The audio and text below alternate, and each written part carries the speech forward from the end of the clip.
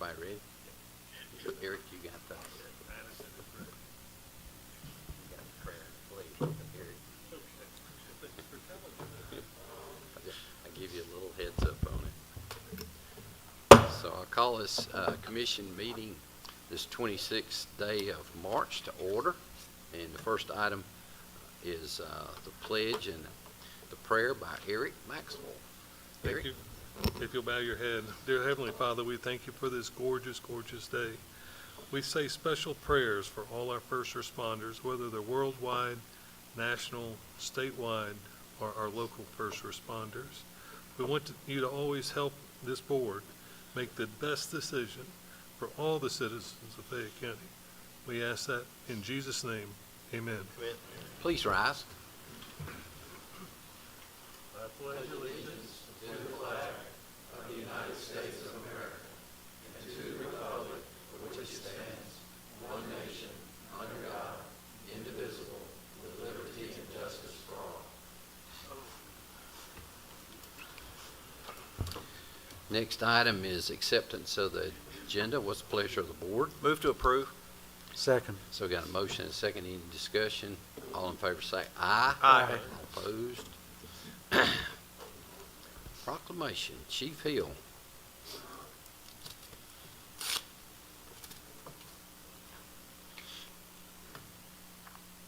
Good evening, Board. Good evening. All right. This evening, we're here to recognize the 10-year anniversary of the Fayette Fire Foundation. That's the organization that assists the Fayette County Fire and Emergency Services with donations for equipment for emergency services. And at this time, I'm going to turn the presentation over to Mike Hofrichter. He's our Vice Chair.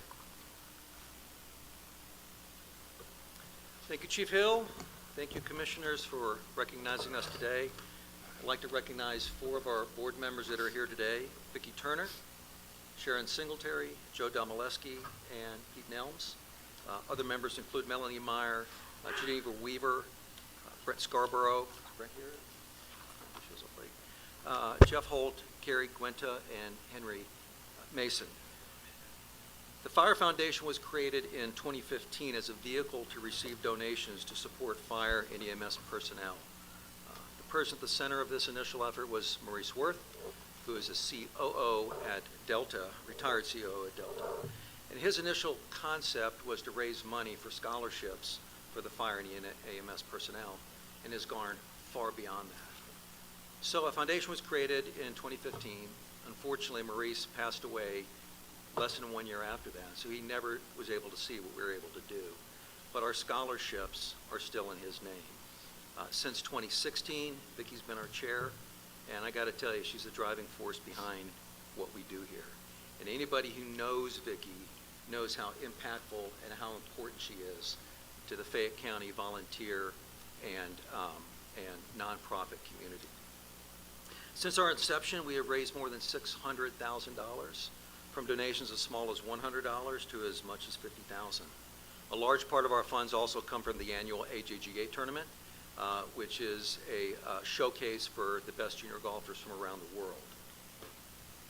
As contained in the handouts, we have purchased a variety of items over the years, including a Lucas CPR device in 2017, which immediately saved the life of a local resident, and that resident continues to contribute to us every day. That Lucas device was so successful that Chief Hill told me the other day that they immediately began putting those Lucas devices on every EMS vehicle. Other purchase items include a 4-wheel drive UTV, battery-operated extraction devices, helmet lights, helmet cameras, funding for the fire safety education bus, EMS configured golf cart, video laryngoscope, snagger tools, blood refrigeration units, roll and rack fire hose roller system, which I'm assuming has saved backs and knees and pulled muscles and all that other stuff. We've also purchased new Honor Guard uniforms as well. As per item 8 of the consent agenda, you'll see that we've most recently purchased 56 thermal imaging cameras, which is our largest purchase to date. We've also contributed to 4 Heroes, which is a one-man faith tornado named Frank Mercer, who provides necessary emotional support and counseling for fire and EMS personnel. If you ask Chief Hill what he values most from the foundation, I suspect it would be the scholarships, as those provide educational opportunities, rank advancement, and morale. Since 2016, we have awarded 56 scholarships totaling $120,000, and we expect to award another $20,000 to $30,000 again this year. Our scholarships began at $1,000 in 2016. They're now $2,500. We are proud to say that we have no paid staff. 100% of our proceeds go back to the community. And all board members are volunteers who can contribute a significant amount of time to the foundation. We meet quarterly at the fire headquarters and invite you to attend at any time. Thanks again for recognizing us today. And on behalf of the board, I'd like to thank Chief Hill, his senior officers and staff, and his employees for what you provide to the community. What we do at the foundation is just a small token of our appreciation for what you do for our county, and we can't thank you enough. So, thank you very much. Thank you.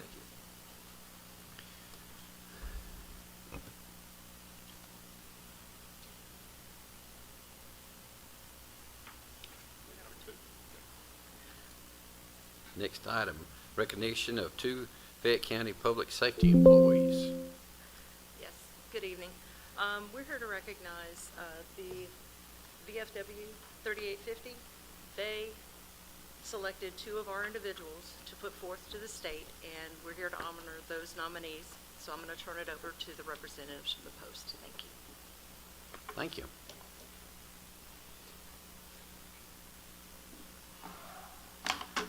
So I'm Marty Sass, the quartermaster from Post 3650. Our commander, Larry Dale, was supposed to be here. Unfortunately for him, he just got discharged from the hospital today, so it wasn't a good time to come. The Veterans of Foreign Wars has a national program that recognizes first responders everywhere, in every community. So basically every post, especially in the state of Georgia, recognizes their EMTs, the firemen, the police, all of the quick first responders. This is our honor tonight to be able to recognize 2 of Fayette County's finest responders.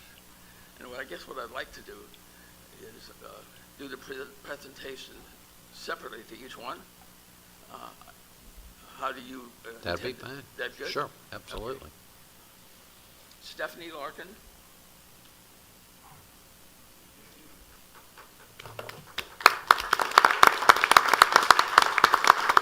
Let's go over there. Billy, go stand there. You can stand right there, be fine. We make this as comfortable as you can, okay?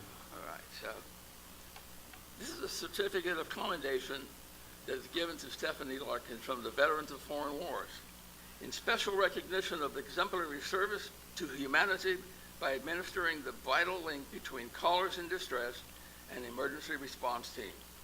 This certificate is given in witness hereto by our hands, Larry Dell, the commander, and Pamela Thomure, the adjutant. Thank you.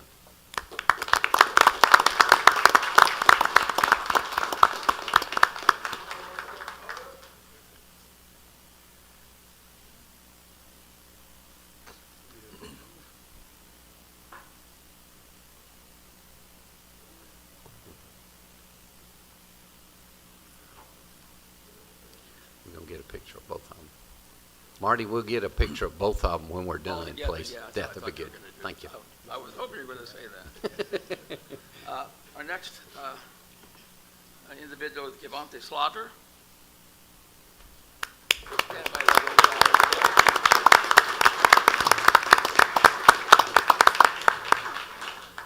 Okay.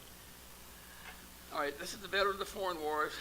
Is providing a certificate of commendation to Givante Slaughter in special recognition of exemplary service to humanity by administering emergency medical assistance. Is witnessed hereto to our hand, Larry Dell, Commander, and Pamela Thomure. Thank you. Number one.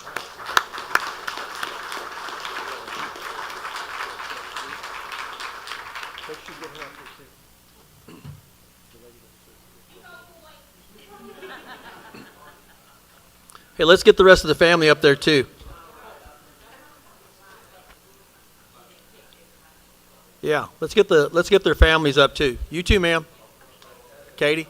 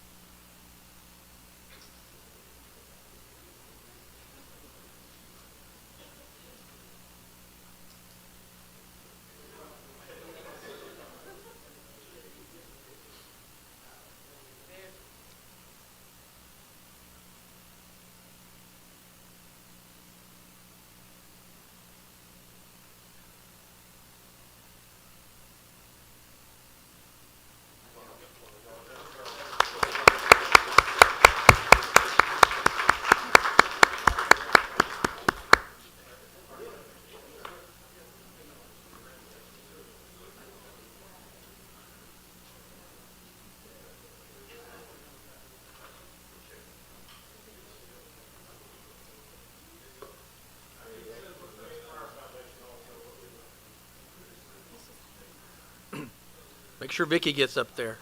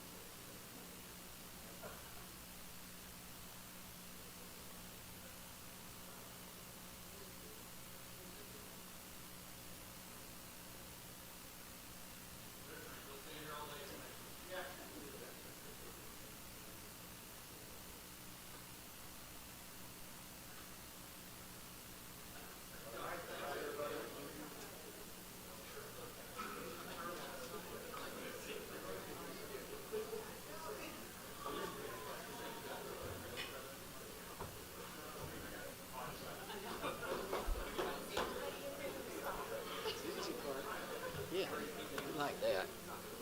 We should more easy stuff.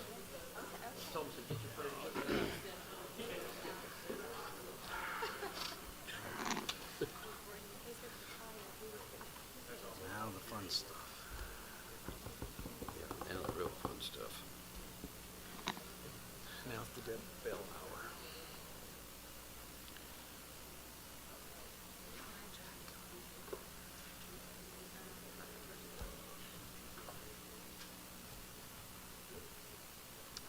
Okay, Debbie, I think we can move forward with item 3, please, ma'am. All right, public hearings, thank you. Thank you for your attendance at this public hearing conducted before the Fayette County Board of Commissioners. The Fayette County zoning ordinance requires 2 public hearings for amendments to the zoning ordinance. The first of the 2 hearings is held before the Planning Commission and the second before the County Commissioners. This is the second of those public hearings for the text amendments and rezoning petitions presented today. At each hearing, the board will listen to the concerns of those in favor and those opposed to the case being presented. These public hearings shall be conducted with 20 minutes provided for the applicant and proponents and 20 minutes provided for the opponents of an application for amendment. An applicant may reserve part of the allotted time for rebuttal. Staff will present the details of the request. After the presentation, the chairman will ask for those in support of the amendment to come to the podium to speak, and then he will ask for those in opposition to come to the podium to speak. Those with comments should keep their presentation brief, and groups should select a spokesperson so many different viewpoints will have the chance to be heard. When it is your turn to speak, please tell the board your name and address and direct your comments directly to and only to the board. Since these hearings are part of a permanent record, we ask that you speak clearly into the microphone so your comments are properly recorded and can be heard by those in attendance. Please complete the speaker card located on the podium so your name is spelled correctly for the record. The first public hearing we have tonight is item number 3, which is consideration of petition 1374-25, Joseph Reeves Aiken Jr. owner, Xavier Hill applicant, and Randy Boyd agent request to rezone 3.1 acres from R40 single-family residential to AR agricultural residential, property located in land lots 198 of the 13th District behind 1252 Highway 314. The applicant proposes to rezone parcel 1306030 and combine it with parcels 1306011 and 1306117 for a total of 53.15 acres from R40 to AR for the purposes of use as single-family resident and for operating an AR wedding event venue. The lot is a legal non-conforming lot. It is landlocked, but combining the parcels will resolve this non-conformity. It is a legal non-conforming lot, having existed in that configuration since at least 1967. The subject property lies within an area designated for low-density residential uses on the future land use plan, so this request conforms to Fayette County's future land use plan in comprehensive plan in that the proposed zoning is a less intense use. Staff recommends conditional approval, condition 1, that the parcel that is the subject of this petition shall be combined by recorded final plat with the other 2 parcels mentioned within 180 days of the approval of the petition or prior to the submittal of a site development plan, whichever comes first. The Planning Commission voted to recommend conditional approval as conditions per read by staff.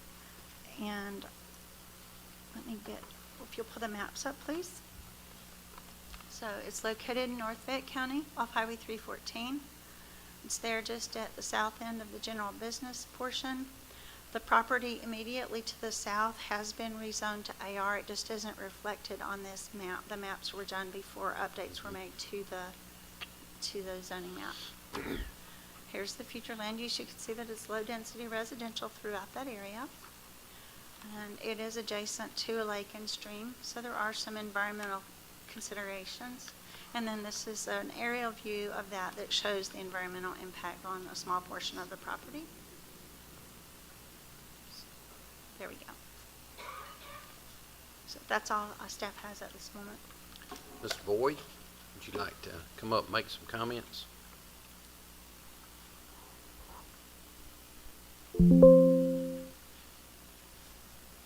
Once Ms. Bell gets through explaining everything, there's not a whole lot more I can say.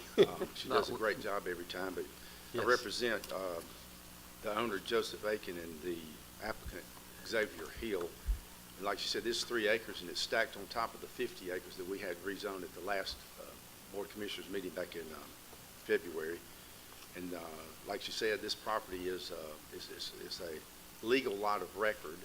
It does, because it's in the R40 zoning district, which was a blanket zone back in 1971, but doesn't have any road frontage. It's kind of a weird lot, just right in the woods, right in the middle of nowhere, at the north end of that lake.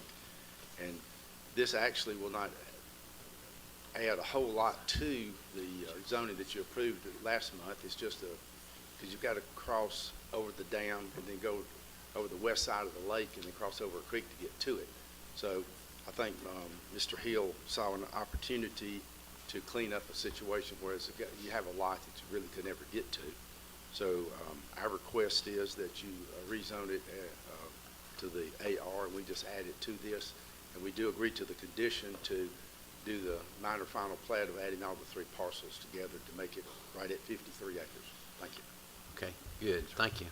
Randy, since this is a public hearing, if there's those in the audience that would like to speak in favor of this rezoning, if you would come at this time. And seeing none, if there are those in the audience that oppose this rezoning, if you'd like to come and speak at this time, you're welcome to do so. Seeing none, I close public comments. And what's the pleasure of the board concerning this?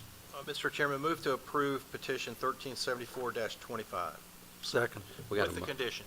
with the condition. You amend your Second with second? the condition. Okay, so we got a motion and a second. Is there any questions? Yeah, I've got a question. This may for Ally. Ally?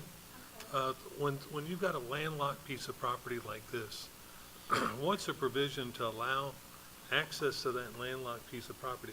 I don't know if this is truly a landlocked piece of property, especially after rezoning it, but it currently sits there now. How does somebody access this property as it sits now? That's better answered by Deb, probably. She's got access to the mapping. Okay, Deb? So in order to be eligible for a building permit, a landlocked parcel has to have a recorded easement that's at least 20 feet in width. I do not know if this property has an easement. I didn't find one in a cursory deed research, but no one was applying for a building permit. Since it's landlocked, that's the reason for the condition, which is to combine it with the other parcels that Mr. Hill owns, and that resolves that issue completely. I'm trying to go back on 30-some years when I was dealing with something similar to this, and I was under the impression that the landowner had some legal maneuver that they could make when it's a landlocked property to get to access. Now, that just seems to be in my mind for 30-some years ago. Is there any provision for somebody to get access to a highway from this piece of property? Not without a legal easement. I don't believe that they could legally access the property. The maneuver would be From a neighbor? And then, of course, it backs up on, it looks like a residential lot, and I assume, I haven't looked at it, I assume that there's probably a house built on that lot. And if they were to give an easement through their property to the left side of this lake, that opens up the entire side of that property that I talked about so much 2 meetings ago, that was essentially landlocked and nobody could ever use it. Well, they wouldn't need an easement if it's combined with the larger parcel that got rezoned previously.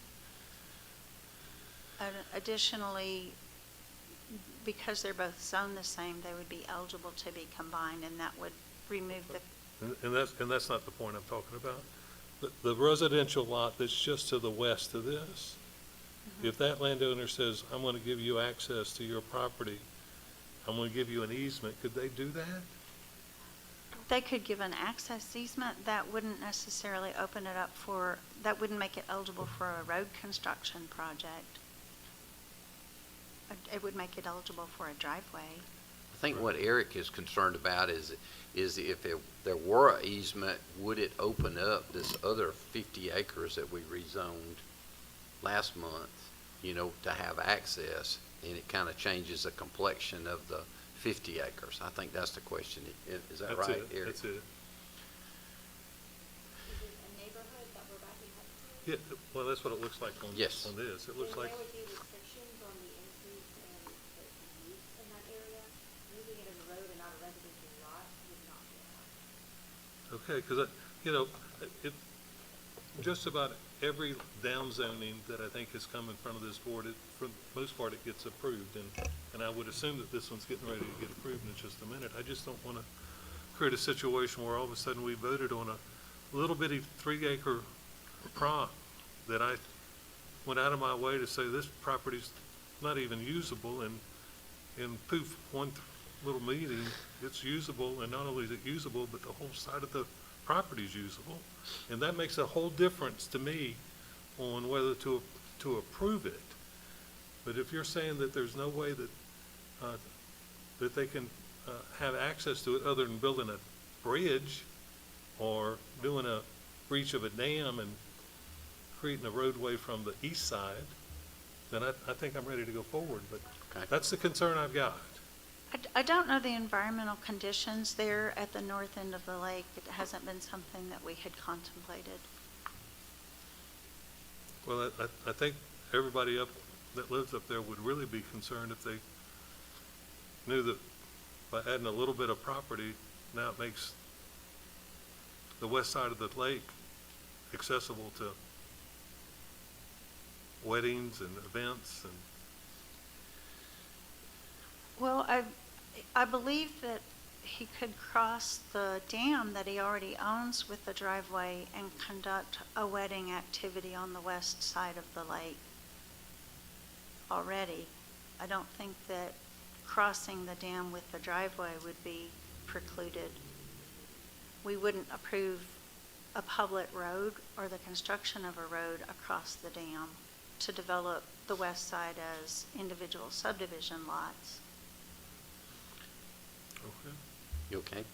Yeah, Randy, you're one of my favorite folks to come to the mic and speak at these things.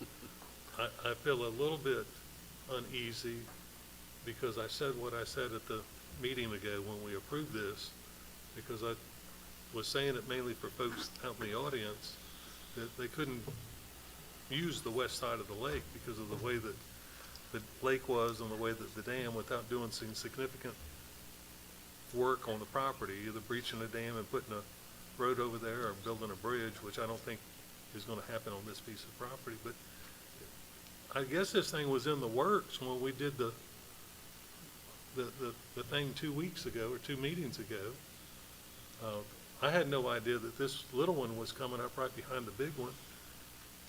It would have been helpful to me to at least know it, because we could have had this kind of part of the conversation with all the folks that are aggravated about what we did.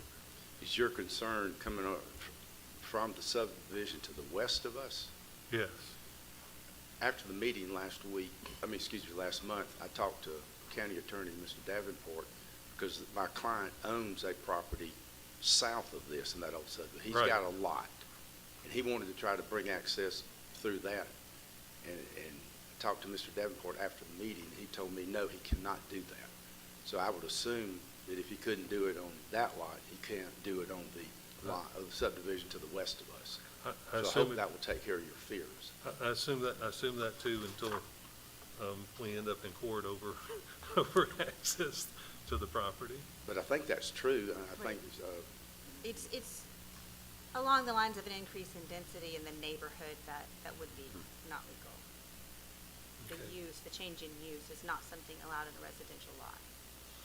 If it makes you feel any better, Commissioner Maxwell, I had similar concerns that I talked to Dennis about in regards to if we have a zoning that's before you and it's going to create an island, we need to address all of that at the same time. Otherwise, I'm like you going, why are we talking about, we just rezoned this and now we're talking about a parcel that's now landlocked because of the rezoning we just did up here. And again, I think all that would have been handled at the same time, probably the correct way to do it. At this point, since it's going to be combined with the parcel with the same intent, I think there's no harm, no foul, but there could have been some harm, and I think that's the things we want to try to address in the future, so that we're not creating landlocked items. Right. and on this particular parcel, I was actually on that survey, and the east side of that, if you came off 314, you would have to spend a pretty good amount of money to put lots of pipe, because it's very wet and it's that lake does come up on this lot somewhat. So there's no easy way to get there.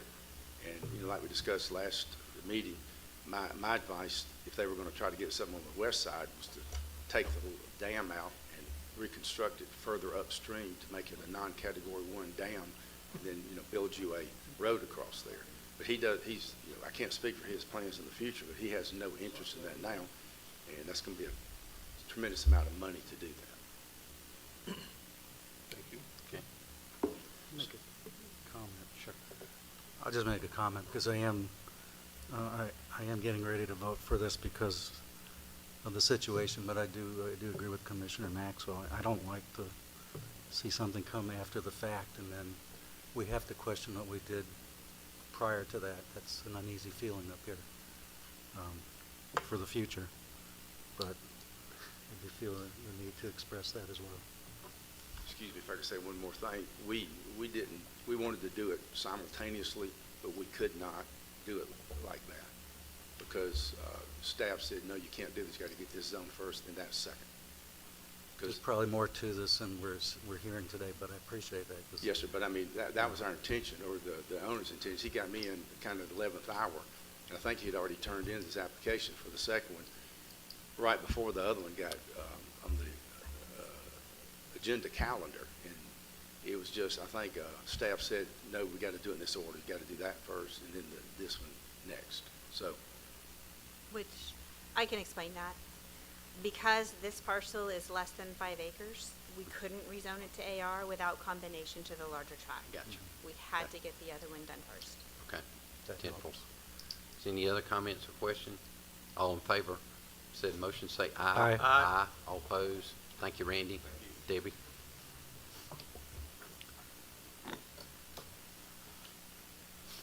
Thank you. Item number 4 is text amendment 10-26. Consideration of an amendment to Chapter 110 zoning ordinance regarding Article 7 Zoning Board of Appeals, Section 110-238A, membership. This amendment addresses the qualification for membership on the Zoning Board of Appeals. It clarifies the qualifications for membership and allows members to sit on other boards so long as those positions are not also appointments by the Fayette County Board of Commissioners. Staff recommends approval of this amendment as presented. On March 5th, 2026, the Planning Commission voted unanimously to recommend approval of this amendment. Okay. Since this is in fact a public hearing, if there are those in the audience that would like to speak in favor of this amendment, you may come and speak at this time. Seeing none, I ask if there are those in the audience that would like to come and make comments that are in opposition to this amendment, you may come at this time. So seeing none, I close the comments, and what is the pleasure of the board? Mr. Chairman, move to approve the amendment to the zoning, the ordinance, Chapter 110, zoning Article 7, Section 110-238. Second. Got a motion and a second. Any other comments or questions? All in favor say aye. Aye. All opposed? Item Thank- 5. Thank you. Item number 5 is consideration of amendment 11-26, which is an amendment to Chapter 110 zoning ordinance regarding Article 10, Planning Commission, Section 110-3251, membership. This amendment also addresses the qualifications for membership on the Planning Commission. It clarifies qualifications for membership and allows members to sit on other boards so long as those positions are not also appointments by the Fayette County Board of Commissioners. Staff recommends approval of the amendment as presented. On March 5th, 2026, the Planning Commission voted unanimously to recommend approval of the amendment. Okay, with this being a public hearing, if there are those in the audience that would like to speak in favor of this, you may come and speak at this time. Seeing none, if there are those in the audience that would like to come and speak in opposition to this amendment, you may come at this time. Seeing none, I bring it back to the board. Mr. Chairman, move to approve the county ordinance, Chapter 110, zoning, Article 10, Section 110-325. Second. We got a motion and a second. Is any other comments or questions on this? All in favor say aye. Aye. All opposed? Thank you, Debbie. Thank you. Item number 6 is presentation of text amendment 12-26, consideration of an amendment to Chapter 110 zoning ordinance regarding Article 5, conditional uses, nonconformance, and transportation corridor overlay zone, Section 110-169-2 and 5, uses and/or structures incidental to a church, to add off-site parking as an incidental use to churches. Legal determined that for clarity, this amendment should be separately enumerated in Section 110-169 as item 14, since it does contain some specific requirements for the use. So it adds a use under the conditional use criteria for churches and other places of worship to provide for an incidental use for off-site parking, subject to the specific conditions listed in the proposed text amendment. Staff recommends approval of the amendment, and on March 5th, 2026, the Planning Commission voted to recommend approval of an amended version of this text amendment to add a condition to require a traffic control plan. The motion carried 4-1. So this is a public hearing on this amendment as well, and if there are those in the audience that like to speak in favor of this, you may come at this time. Okay, Bill? Please state your name and your address, please. My name is Bill Intrican. I live at 53 Forestberry Court, Noonan, Georgia. I'm a member of Flat Creek Baptist Church, and I serve there as a project manager in charge of interior, exterior renovation, demolition, and new construction. I appreciate the opportunity to speak tonight. A few weeks ago, we were approached at Flat Creek Baptist Church by the QTS Data Center asking for assistance with their parking. Excuse me. We were proud to be able to accommodate and help them with that parking, and our partnership thus far has been an excellent one. We have found QTS and their affiliates to be extremely accommodating, flexible, and very, very helpful. All of our church functions have operated normally throughout the week. We've had no interruptions whatsoever and have seen no interruption to their parking efforts as well. As an example of that, we had a funeral at our church that we expected to be normal size, and it turned out to be absolute overflow. Without hesitation, the parking team that was parking cars for the data center there chipped in immediately, began moving cars around, parked them in their assigned parking spaces, helped them into the building, and took care of all of the overflow needs completely. This week specifically, we have been hosting for 3 days District 6 middle school choir evaluations. 3,200 children were at our church over the past 3 days. They were bussed in, and again, the parking team immediately began parking the buses, put them in their assigned parking spaces, helped kids into the church, back out again, loading, unloading, took care of the traffic getting back into the highway and off of the property as well. None of this being their responsibility whatsoever. That was pure volunteer on their part and pure spontaneous, and we appreciate it. That kind of cooperation is what we have seen throughout our entire dealing with them. All in all, we began to work side by side and together and have been both successful at our efforts there. As for the ordinance that we're talking about tonight, we simply want a little common sense, a little simplicity in an ordinance that we can understand, that works for you, that works for us, and that can be enforced. We don't feel like the version that we have here presents any of those qualities whatsoever. What's more, the version that's presented now prohibits exclusively a church from any sort of growth and even any function whatsoever.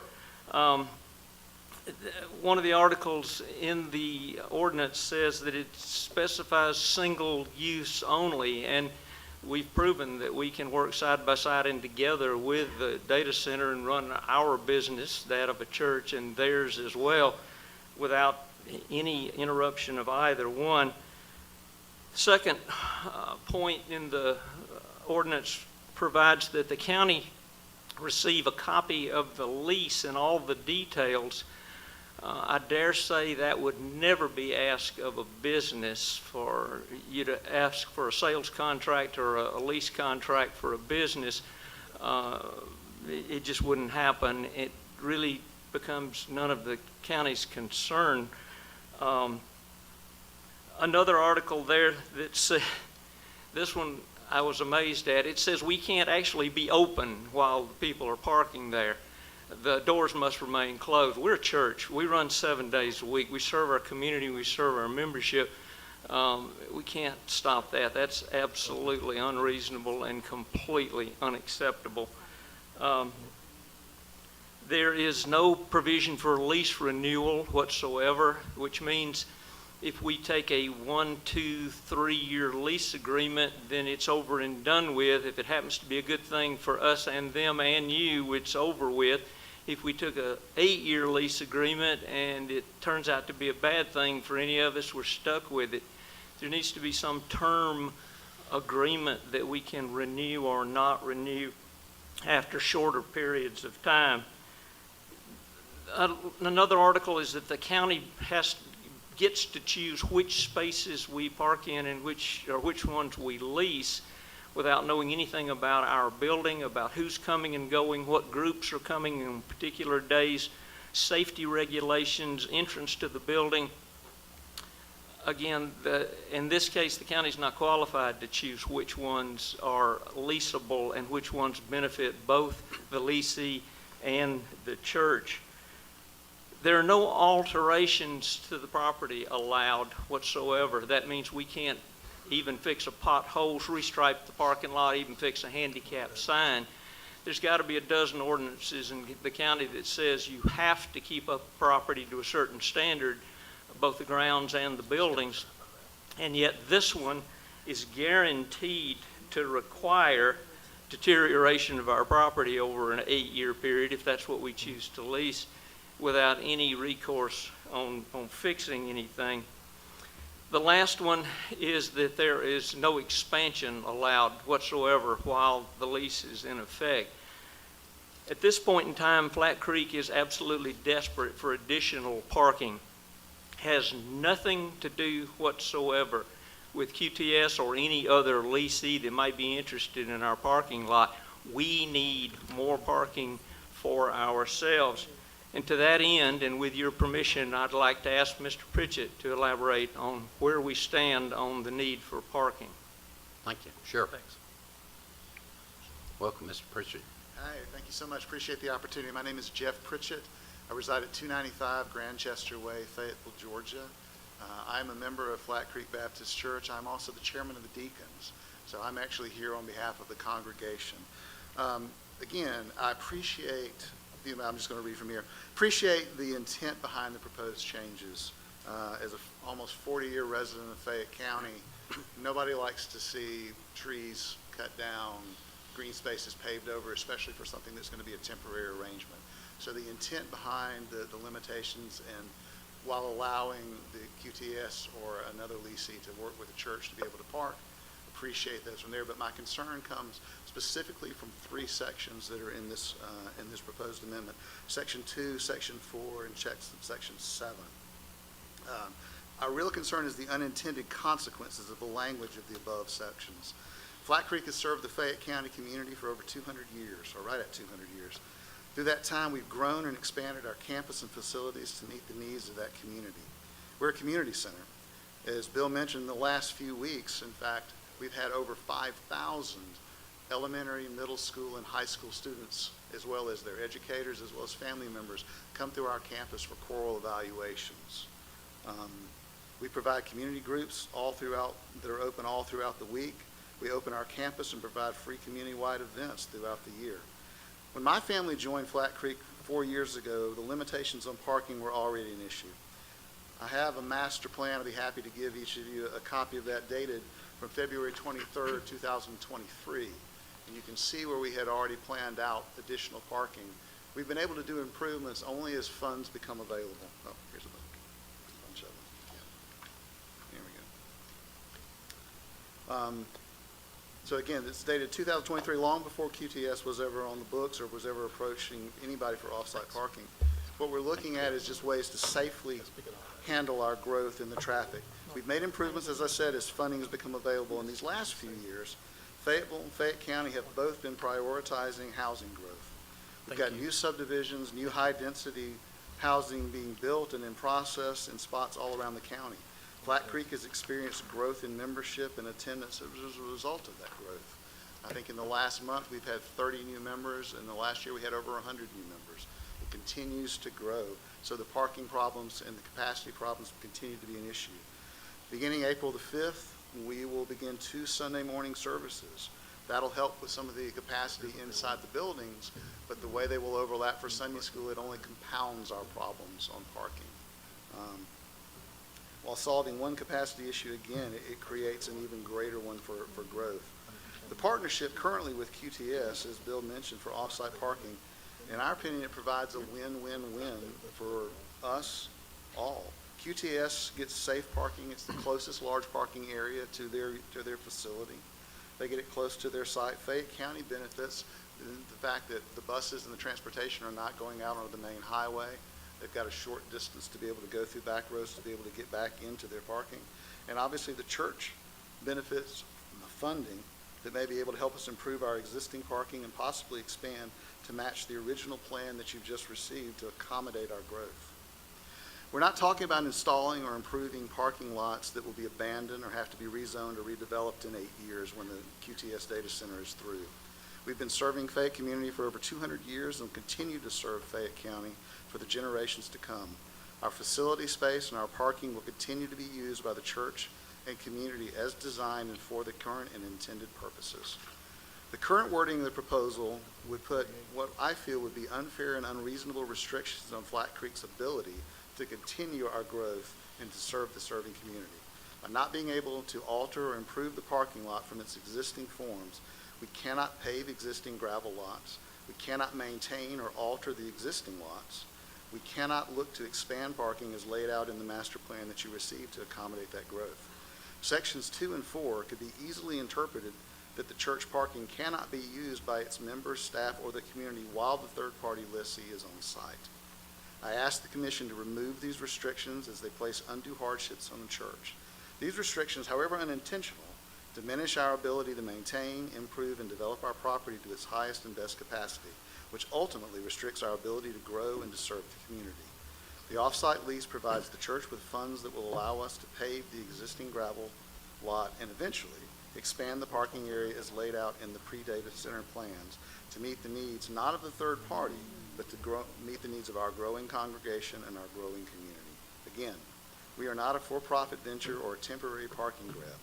It is a vital need for our church to be able to continue to grow and serve. We appreciate the consideration. Thank you, Mr. Pritchett. Are there others that would like to make comments at this time?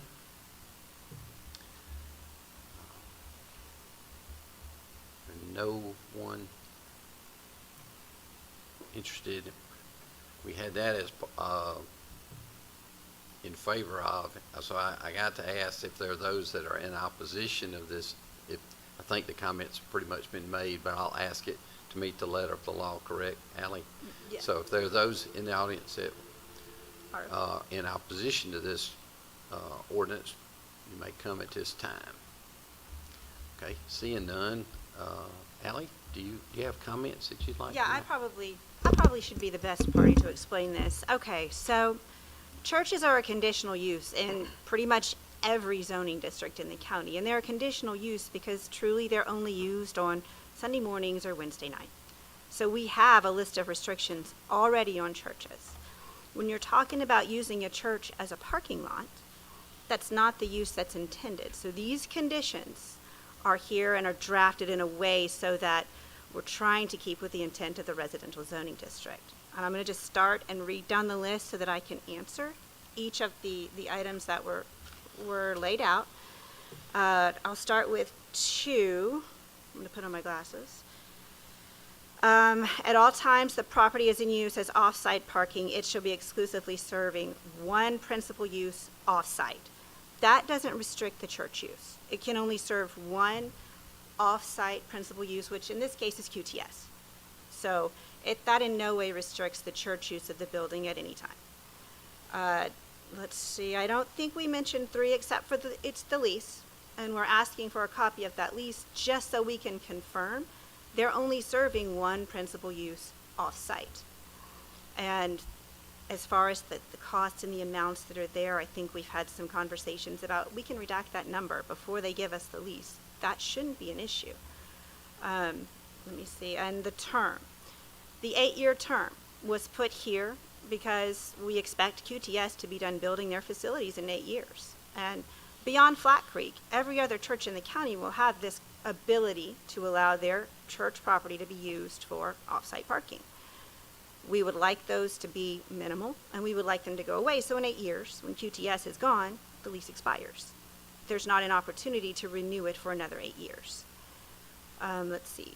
Not held open for public use. Because it serves only one off-site parking, or one off-site primary purpose, that's not public. It's exclusively held open for QTS in this particular case, and its church members. But the general public, the MARTA parking rights, can't happen here. because it's not held open for that general public use. That's what that provision is there for. Well, let me see. Number 5 is the lease term ending. Number 7, which seems to be the most problematic, and I've looked over it a million times today, but the parking facilities that are there can be expanded. They just can't also be leased. The way this reads is the parking facilities available for lease at the off-site parking shall not extend beyond the facilities available at the time they applied. So they can expand their parking. They just can't then lease it, so that they are not expanding with the idea to allow leasing of their property, which isn't a church use. It isn't part of worship. And then the property shall not be improved or otherwise altered. Again, they are allowed to alter it and improve it. It just can't be done in order to accommodate their off-site parking. So that's the way that this should be read. Most every single one of the conditions is offset by the idea that it's the off-site parking that can't be accommodated. Does that make sense? And then if I could give maybe an overview of why we're here. You know, QTS, they currently have 2 buildings under construction, just about complete. They're building 2 more. They have plans to build more buildings, and they're going to ramp up that effort in regards to build them sooner versus later. Their employment workforce is roughly around 25 to 3,000 employees today. They expect that or anticipate that to balloon up to 5,000 or 6,000. And so one of the things we're attempting to do is right now, all those employees are funneling through the Dogwood entrance, which is the only entrance into QTS. They're actually creating different nodes around QTS, and they're looking for parking. They did go out and talk to the Pavilion, which was you thought would be a good solution. Pavilion wasn't interested in that, and so then they turned to the churches. When they turned to the churches, we saw the conditional use. We got with Dennis, and we attempted to put something in place that would allow that so that we can have this parking not only dispersed around QTS, but give them different nodes to get in to address one of the biggest concerns we had, which was traffic. So that's kind of how we got here. It wasn't that QTS just magically showed up at churches and said, help us out. We thought it would be a better model, instead of them buying property and building parking lots, which is something they could probably do, to give use to existing parking lots. And they thought, what better use than reaching out to the churches, which would help them financially and at the same time solve their problem and use vacant parking during the week when it's not used. So what we tried to do is create a legal mechanism to allow that to be done under the conditional use with the churches and nonprofits. I will say one more thing. At item number 7, I would make a small revision to clarify, because I do agree it's a little obscure. But if you're reading through this, that the facility is available on the parcel at the time the application was made for conditional use as off-site parking. It currently reads as a church. That's way too far back for most of these churches. It would be the time of application for off-site parking use. Do we have questions? Yeah, I have a question. So Ally, does the proposed ordinance then need to be modified based on what you just said? I would make that revision. I don't think it requires any major move. This has all been advertised as something we're looking at, but yes, we would need to make sure that language changed. And I do Move agree the with that. table until we do that. Is that the appropriate way to?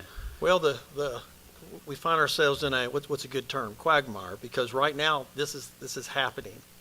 What we don't want to do is have to enforce something that we know is happening that's actually against our ordinance, because we would issue citations.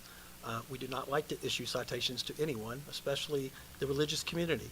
And so one of the things we're attempting to do is put this in place. I would say my recommendation would be to approve it conditional upon Ally getting the language done so we can get it revised. Would probably be a better approach as opposed to tabling it, because that's just going to kick in another 2 weeks to 30 days. It would be the deletion of the word church and addition of off-site parking. And there was an additional condition that isn't part of the revision that Ally has written. There was a condition of the Planning Commission, which is a traffic control. I think that's in place because QTS is kind of doing it and the church is doing it, but there's nowhere in the ordinance that says that's required. So if you're going to make a motion to approve this with that change, I'd also make a motion to include some type of traffic control so we can make sure that they're being safe in regards to what they're doing. Of course, the traffic control I mean, the church is already aware of traffic control because of Right. what they're doing on Sunday morning and Easter and at big events like the choir that's come out there. That means tons of people. So I'm not, if it becomes problematic, I could see asking for a traffic plan. But if what they've got is working, I'm not sure is that really needed? Well, I think if Dennis was here, Dennis would tell you it's fine until it's not. And the problem is when it becomes not, I don't have anything that's enforceable in Yeah. regards to anything we have on the books or in the ordinance. And so there's really, we could show up hat in hand saying, please show us a traffic plan. But again, we're trying to make it as safe as we possibly can. And I think the plan's in place, but that's something we want Barry and the sheriff's office to sign off on. No different than when we have a special use permit for an event that occurs where a lot of people show up. We know there's going to be a lot of people showing up during the week, and that's not a typical week for a church. And what we're trying to do is make sure it's safe. And we are talking about more than Flat Creek. I'm sure Flat Creek has a crazy good traffic plan, but every church in the county will be allowed to do this. Well, that's true. And you don't want to forget that. Yeah. So, I mean, and there's nothing better than having good partners in this. And Flat Creek and QTS, we appreciate the partnership that's working well, out there now. They have been good, not just in this. The other item I have, that I have concerns about is that item 4, the property shall not be held open to the public for use.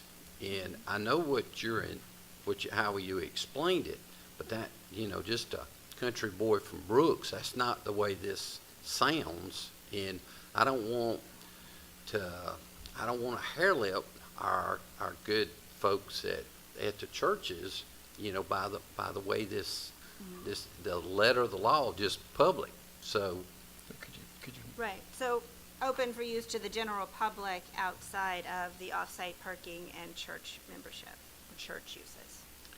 So say that again, please. So that property shall not be held open to the general public for use except for the off-site parking, permitted off-site parking, and church use. And church use? And church use. It's So- churches and/or worship centers, so it Right. would be the entire churches and/or uses. You're really trying to define the public as the leasee. Right. The idea here is the public is somebody who's not an invitee. All of the membership and the invitees of the church are the invitees of the church. They're not the general public. Okay. And the lessee, who is entered into a contract with the church, is also not the general public. It's only that category of persons that are encompassed by the lease. So if you play in devil's advocate, so how do you enforce that? Well, you've got to have something on the books to enforce if it gets out of hand. But Well- typically, we wait for a phone call when things get out of hand. Sure. Right. Well, you point yourself to an ordinance that's put in place. Right now, I have an ordinance that says they can't do what they're doing. That's what's on the books today. Right. This ordinance would allow them to do what they're doing today within the parameters of the ordinance you just created. So to answer your question, how I would enforce it, I would point to this ordinance and issue a citation. I got you. Again, it's not just Flat Creek. Right, it's all churches and places of worship. So the other item that I have heartburn over is the property shall not be improved or otherwise altered in any way to accommodate the off-site parking use. So to me, that sounds too restrictive in that if the parking lot need to be resurfaced or if it need to be restriped or wheel stops, new wheel stops put in or whatever, that's saying all improvements. Well, you're allowed to improve it for church purposes or worship center purposes.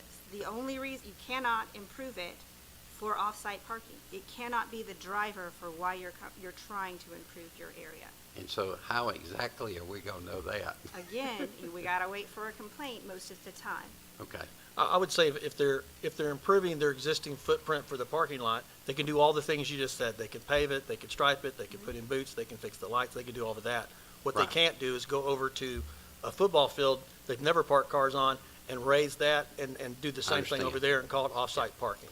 Well, to that ends, if Flat Creek Baptist Church wants to add parking because of the need that's been generated from growth at the church, then they have to submit a new parking plan to planning and zoning, get it reviewed, signed off by whomever that's required, and then, so, I mean, they can add to it, it's just got to be done through the channels. Is that correct?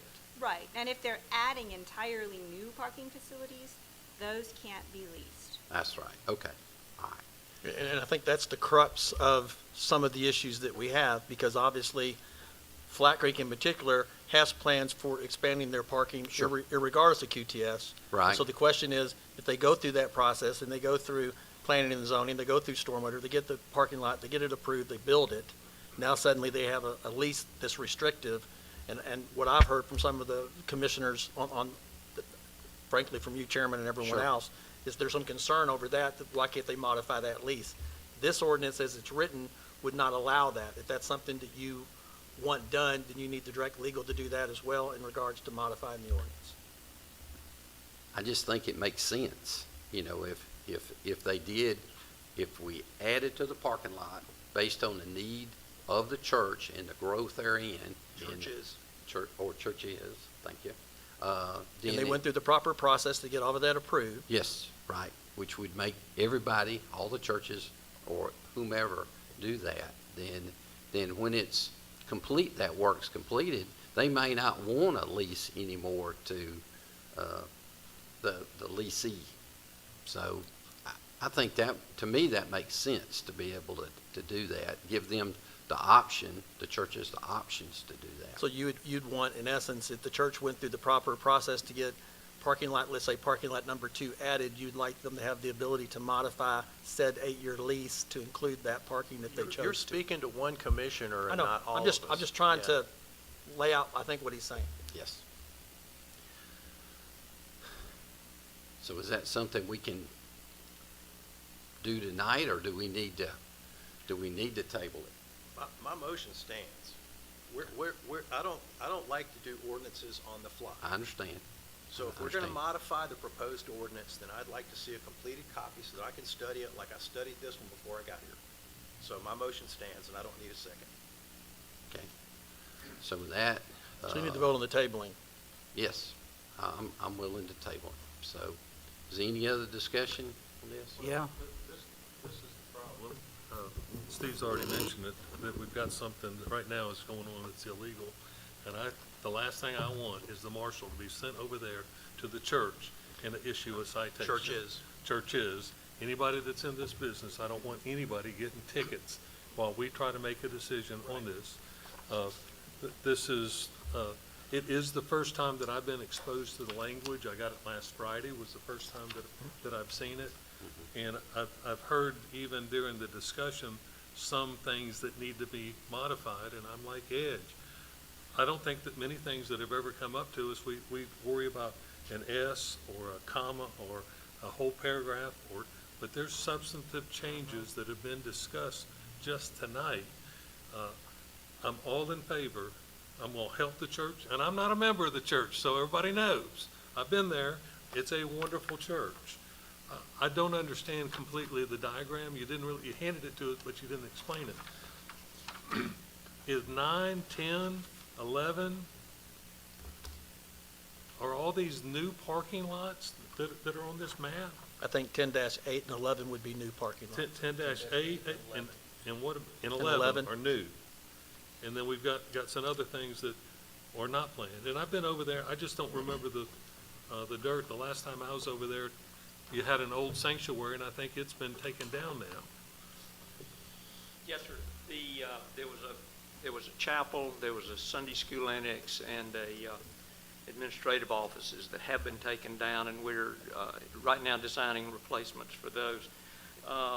The area that's shown as 21 on your page, just to the left side, is an existing gravel parking lot. The area labeled number 11 and the areas all to the right, 9, 10, well, actually 8, 9, 10 to the right-hand side, that long section that's 9 acres that actually fronts on Highway 54. Both of those are intended new parking. Right now, they are either grassed or wooded or a combination of both. Because evidently QTS has been over there parking, and so, what type of vehicles are being parked there now? Just passenger vehicles. Okay, so a Absolutely. pickup truck or a car, Right. maybe a motorcycle. You hadn't seen any, but yes, sir. Okay. No commercial vehicles, no vans, no construction traffic, no, just pure passenger Maybe a vehicles. pickup with dualies, so a six-wheel dually. That's as big as it gets. Okay. There's nothing going to be bigger, that your plan is not, so it's not spelled out in this that it's not going to be greater than or less than six wheels or anything like that. I don't mind whether it's your church or whether it's New Hope. New Hope doesn't even use the North Campus anymore. And they got a great big huge bunch of parking out there. Yes, sir, they And do. if I was QTS, I'd be talking to New Hope too, because they don't even use their church. Right. They may, but I think they're moving to the south side to do that. And, you know, I drove in from Peachtree City today to this meeting, and the buses, you see the buses, and they're on the highway. And this way, it takes buses off the highway. It will help out whatever the situation is, but to restrict and say, it's a 3-year contract and you can't add any more. I had no input of this. It was written and handed to me to take a look at, and I want to help. But I don't want to put you all in a position where we're trying to vote tonight and add this sentence or add this paragraph or stuff like that. I've only done it 14 years. I've never written an ordinance like that. I just haven't. We appreciate that. Thank you, sir. And so you're going to be in the position, I believe, like Mr. Rapson said, and that is we got a current ordinance right now that maybe you're in violation. Well, I hope that we're real slow at the draw of trying to send the marshal down there while we're trying to figure out what we're going to do. For all of the churches. For all the churches. Look, why don't we just do, we understand that right now, technically, the church can't park the cars. This will allow them to park the cars just so we have here and not restrict them from doing anything. We can approve this tonight so they can park their cars, and then we just come back in 2 weeks or whatever, 3 weeks, and make all these changes we're talking about tonight.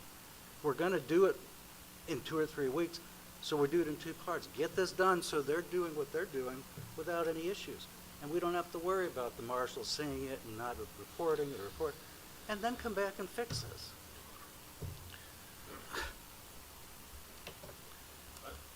I don't know how fast it can come back up again, if it's got to be re-advertised or not, because I don't know if this is substantive changes that are being made that's got to go through and takes 3 months to make it through, or if it's just, it can be done tomorrow and we get a new piece of paper. It's have to come back through the planning. Time to re-advertise for the April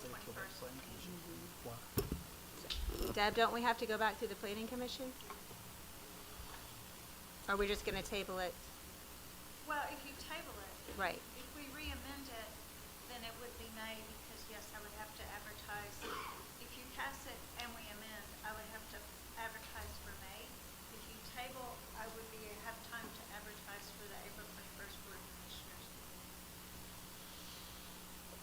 But they need it now.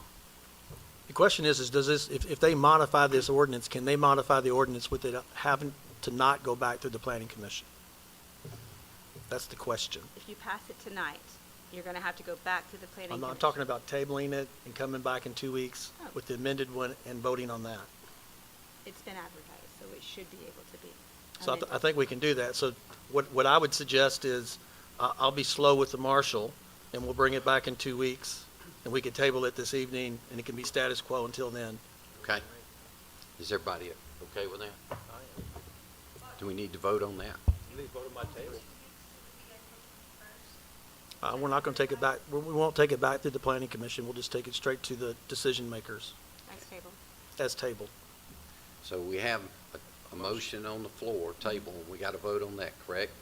That's correct. And it'll also give us time to take a look at this map and give you a little bigger Sure. picture for Flat Creek in particular. But New Hope is already in the equation as Yeah, well. I just want to 'cause make they're it parking clear, cars though, there as that, well. I'm not doing anything for any particular church I understand. in the I county. understand. So we have a motion. All in favor of the table, say aye. Aye. All opposed? Okay.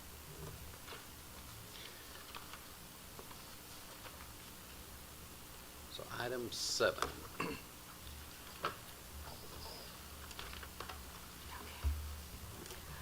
Item 7 is for text amendment 13-26, consideration of an amendment to Chapter 110 zoning ordinance regarding Article 5 conditional uses, nonconformances, and transportation corridor overlay zone, Section 110-169-2, to add supporting off-site parking as a conditional use in the OI Office Institutional Zoning District.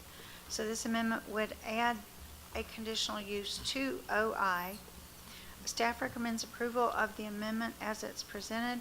On March 5th, 2026, the Planning Commission voted to recommend denial of this amendment to add off-site parking as a conditional use in OI, and that motion did carry 5-0. So this is a public hearing, and if there are those in the audience that would like to come and speak in favor of this, please, Rick. Please state your name and your address, please. We know you, but we're going to make you do it anyway. Rick Lindsay, my office address is 200 West Park Drive in Peachtree City. I'm here this evening to speak in favor of this ordinance.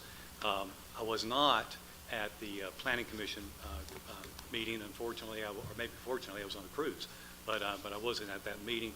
I read the minutes and I also spoke with one of the Planning Commission members, and I understand that the concerns really were about traffic, and about maybe doing something special for QTS, and why would QTS need this? After I had that conversation with the Planning Commission, I had a conversation with a representative of QTS. They said the reason why they're wanting to do this is they want to accelerate the construction process to get it done and get out of our hair, basically. And also to disperse the parking so that it's not the problem that it is right now on Highway 54.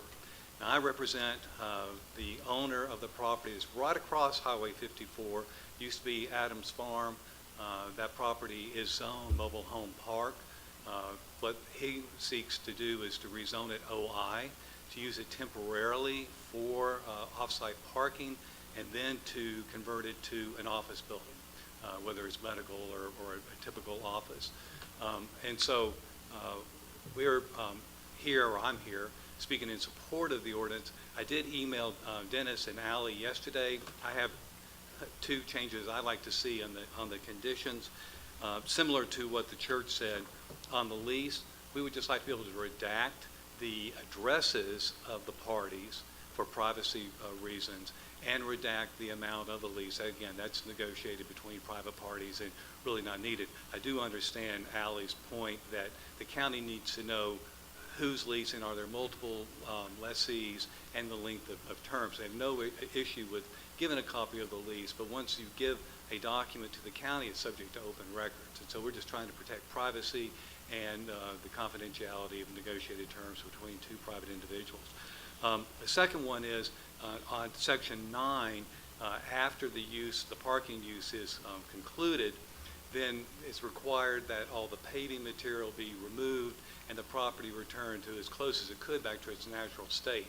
Well, again, my client intends on developing an office building there, so it makes no sense to pull up all the asphalt when you're probably going to put a bunch of the asphalt back down.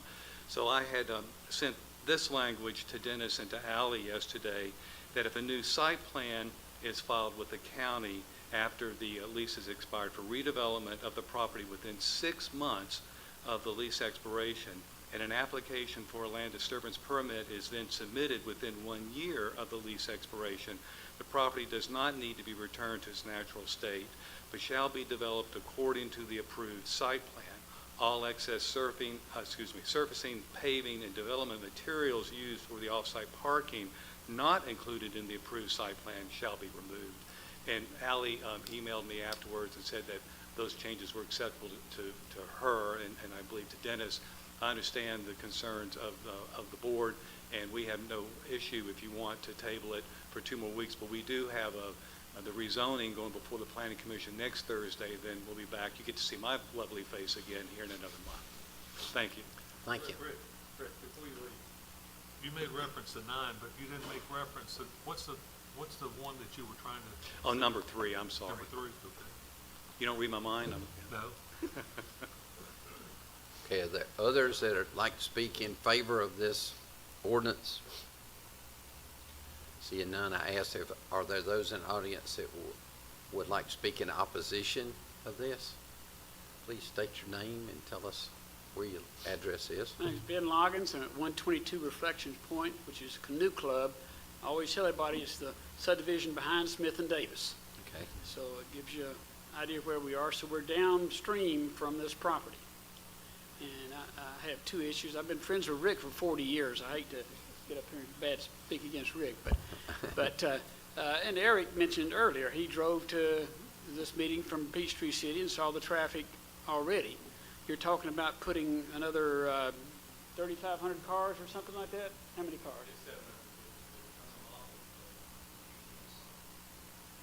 Right.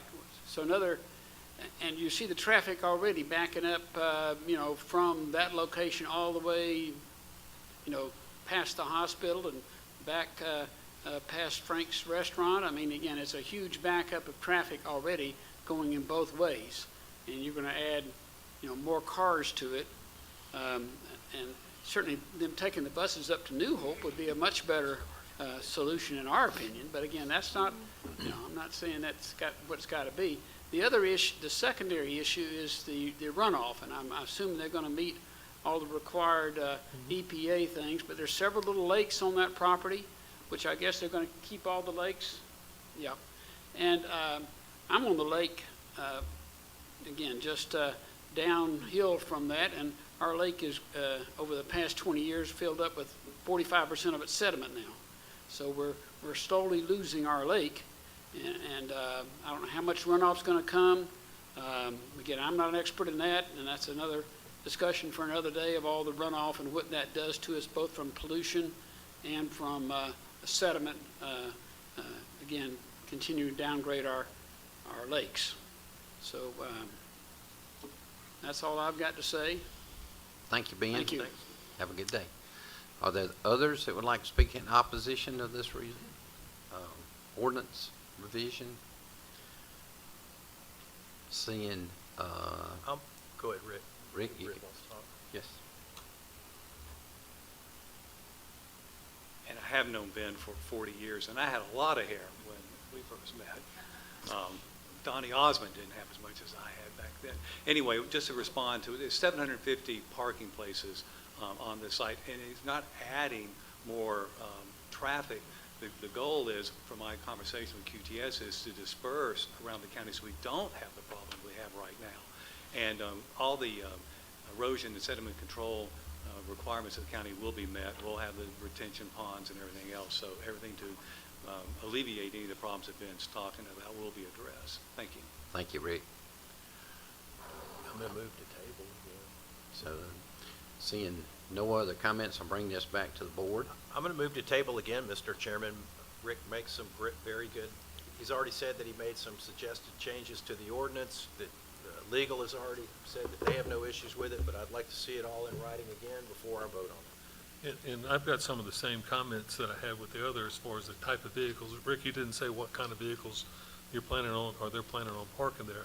Are they cars and pickup trucks? Correct. It's the individuals who work at the site, so it's going to be cars and pickup trucks, and you might get a pickup truck that has the 6 wheels, but nothing really bigger than that. I don't think airplanes are going to be A camper, if somebody's got a camper, do they get to bring their camper in there? No, and we have no problem with that restriction. Is that in the ordinance now? Well, No, I mean, as I drafted, think I don't have. if we're going to be considering this kind of stuff, when somebody needs to spend some time on it to put the limitations on there. Once again, I think this is a great idea. I don't know if you'd rather have a trailer park next to you, or if you'd rather have a parking lot next to you. This takes the trailer park option away. So I want to try to get there. But at the same time, there's got to be some restrictions on what's going to be pulling in there. Because if I find out the campers are sitting there for a week, we've got an ordinance against no camping. We do. We've got that, but that doesn't stop it until we get the letter. And somebody goes over there and checks and finds out that somebody's camping on the back side of the property. And that's not the intent. Right, I understand it's not the intent.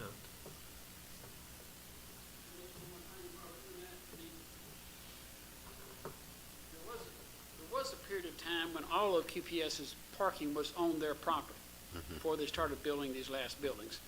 And even then, you had a policeman there at their exit onto 54 that would come out into 54, block 54, so that people could get out of that parking lot.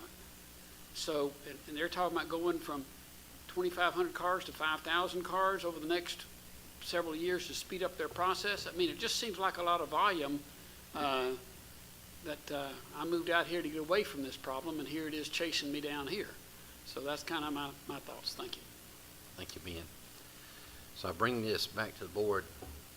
You have a motion to table? Got a motion to table. Other comments I from think staff? that we're going to need to table to the 21st for both of them, if that suits the board. I think that's okay. Right. That's what we got to do. Is everybody okay with that? So we're going to vote on the table. All in favor of the table, say aye. Aye. All opposed? Thank you, Debbie. So next item is public comment.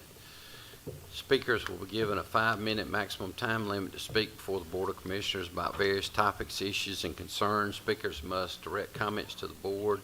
Responses are reserved at the discretion of the board. Are there people in the audience that would like to come at this time and speak during public comment? Seeing none, I bring this back to the board. Close public comment. The consent agenda is the next item. Move to approve the consent agenda. Second. We got a motion and a second. Any discussion about the consent agenda? All in favor say aye. Aye. All opposed? No old business, new business. Request to award bid. Chief Hill, I'm gonna let you, I'm not gonna take your thunder, okay? Or your fire. Good evening again. I'm requesting the board's approval to award bid 26109-B to 108 Fire and Safety LLC for the purchase of MSA G1 self-contained breathing apparatus and associated accessory parts and safety devices in the amount of $1,418,964.40, and to allow the department to auction existing used SCBA and associated devices. Mr. Chairman, move to approve bid number 26109-B.